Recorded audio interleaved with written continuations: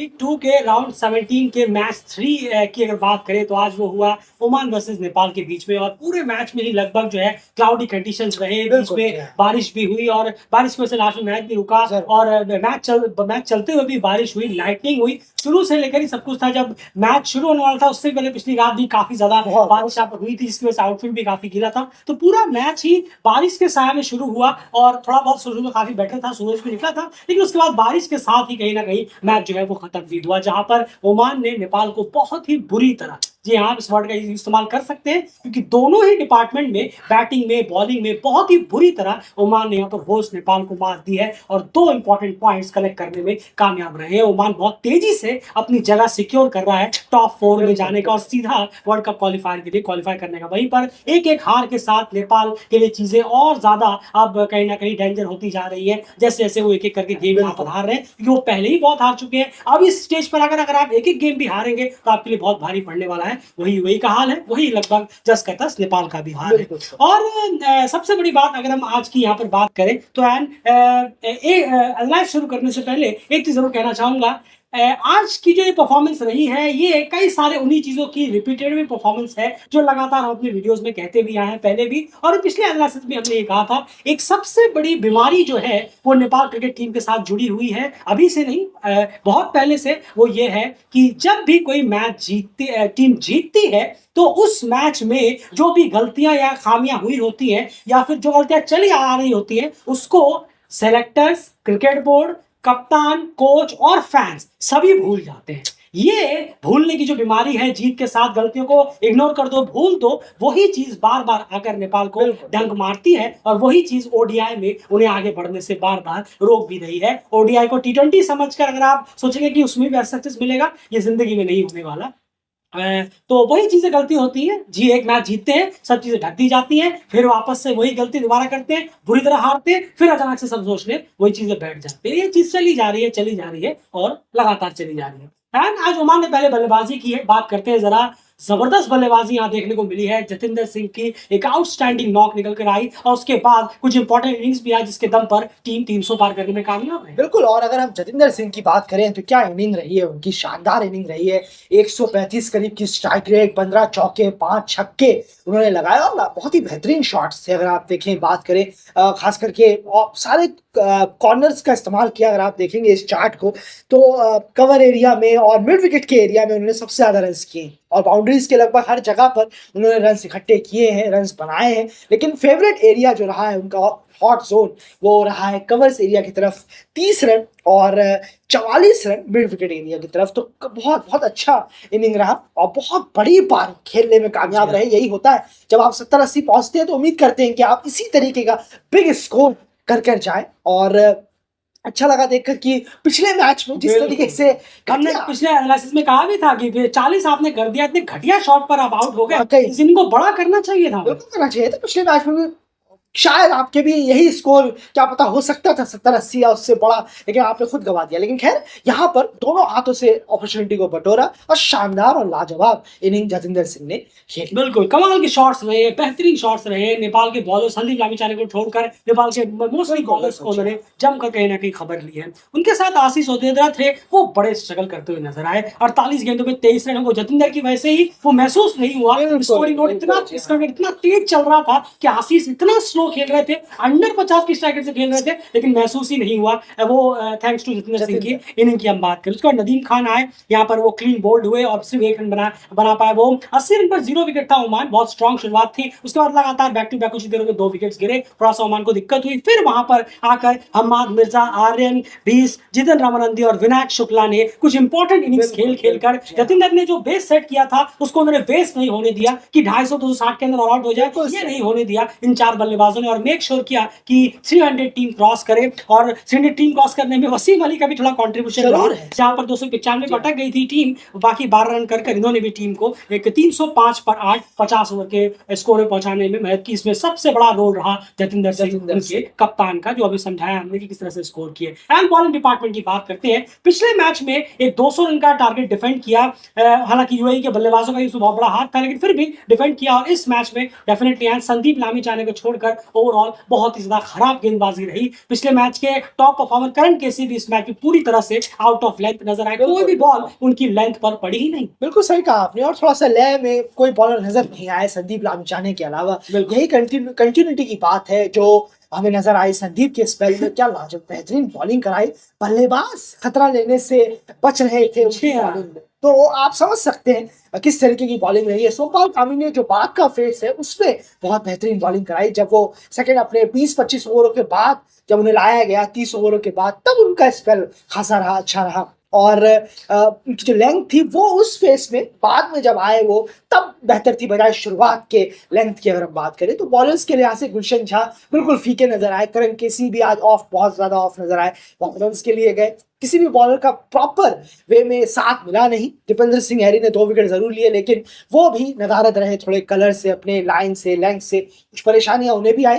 बल्लेबाजों ने टैकल बहुत अच्छा किया नेपाल के अदर बॉलर्स को, और संदीप को एक्सक्लूड कर उनमें भी खतरा कम उठाया, और 2 विकेट संदीप को मिले हैं। वो उसमें उनकी बॉलिंग को क्रेडिट जाएगा जिस तरीके से उन्होंने बॉलिंग रखी है। लेकिन सोमपाल कामी का थोड़ा बाद का स्पेल बेहतर गया, वरना शायद और मामला खराब होता हुआ हमें दिख सकता था, शायद 320-25 के करीब मामला जाता। बिल्कुल सही कहा। तो बहुत ही ज्यादा खराब आउटिंग रही है नेपाल के बॉलर्स की संदीप लामिछाने के अलावा अगर हम बात करें, और ओमान के बल्लेबाजों को भी थोड़ा क्रेडिट जाएगा कि उन्होंने संदीप लामिछाने पे कोई खासा रिस्क नहीं लिया और उनको उनका बाकी बॉलर्स पे कहीं ना कहीं जमकर उन्होंने खबर ली और रन्स भी निकाले। उसके बाद अब चलते हैं नेपाल की बल्लेबाजी की तरफ। और नेपाल की बल्लेबाजी ऐसा कोई नया एनालाइज नहीं है हमारे पास जो हम आज तक आपके सामने प्रेजेंट कई बार ना कर चुके हो। बिल्कुल वही प्रॉपर टिपिकल नेपाल की बैटिंग परफॉर्मेंस। जब भी मोस्टली इमोशनल टाइम आपको ये देखने को मिलता है, एक बड़ा स्कोर 366 का टारगेट उन्हें चेस करना था और पूरी तरह से क्रैश हो गई।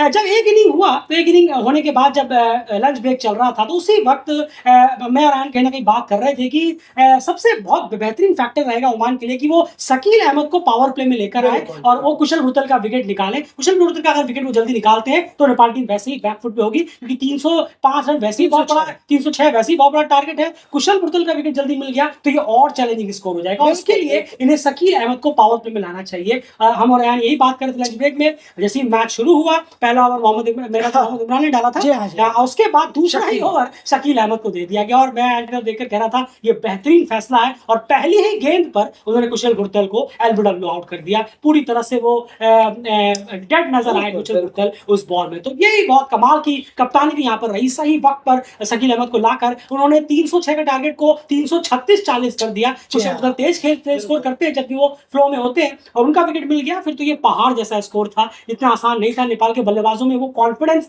ओडीआई में तो होता ही नहीं है, और कंसिस्टेंसी भी होती नहीं है। जैसे हमने आपसे पहले भी कहा है, एक पूरी लाइनअप में ऐसा बल्लेबाज दिए नेपाल के जिसपे आप आंख बंद करके भरोसा कर सके कि हाँ ये तो चलेगा।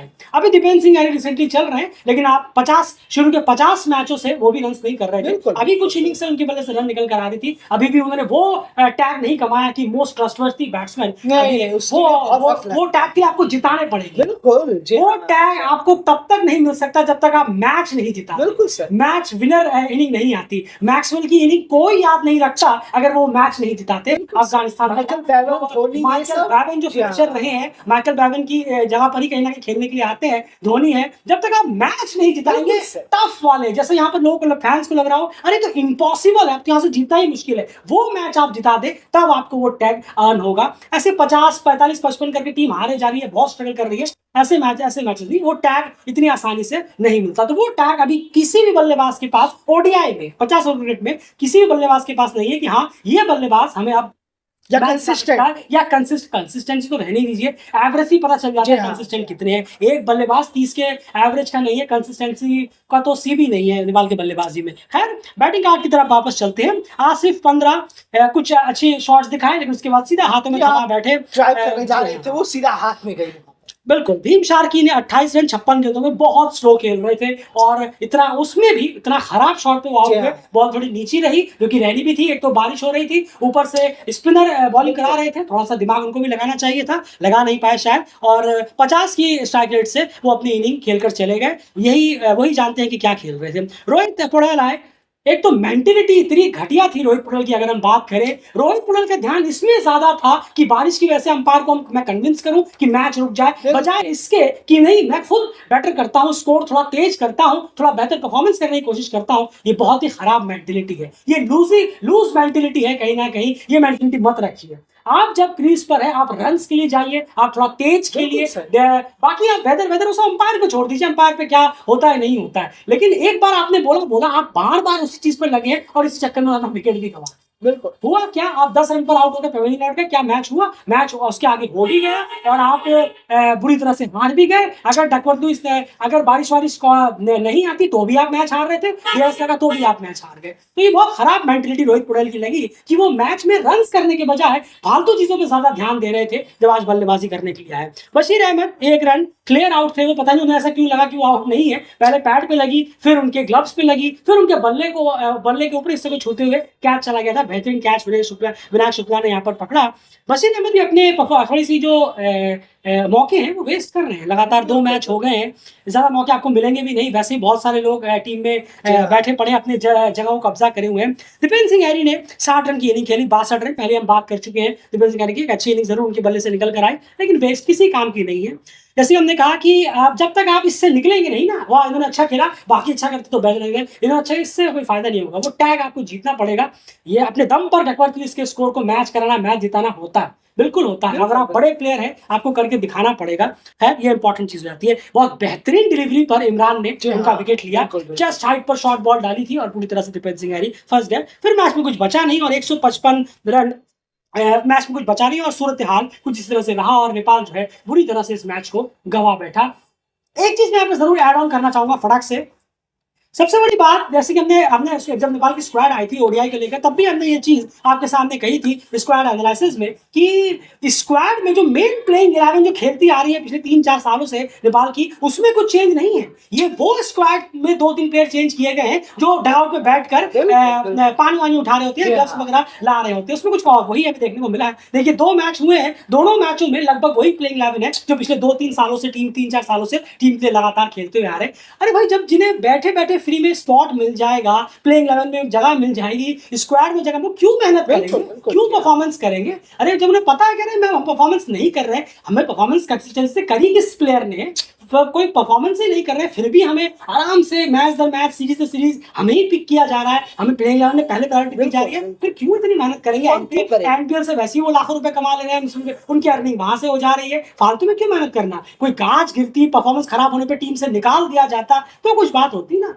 अब कितनी परफॉर्मेंस खराब रही ओडीआई में इन सब प्लेयरों की, देखिए फिर आ गए वो लीग 2 में, अगले मैच में शायद आपको 1-2 चेंज देखने को मिले, फिर अगले लीग 2 सीरीज में फिर वही सब, ये सिलसिला ऐसे ही चलता रहता है, ये ऐसे ही चलता रहेगा। ओमान की बॉलिंग कार्ड की यहाँ पर बात करते हैं।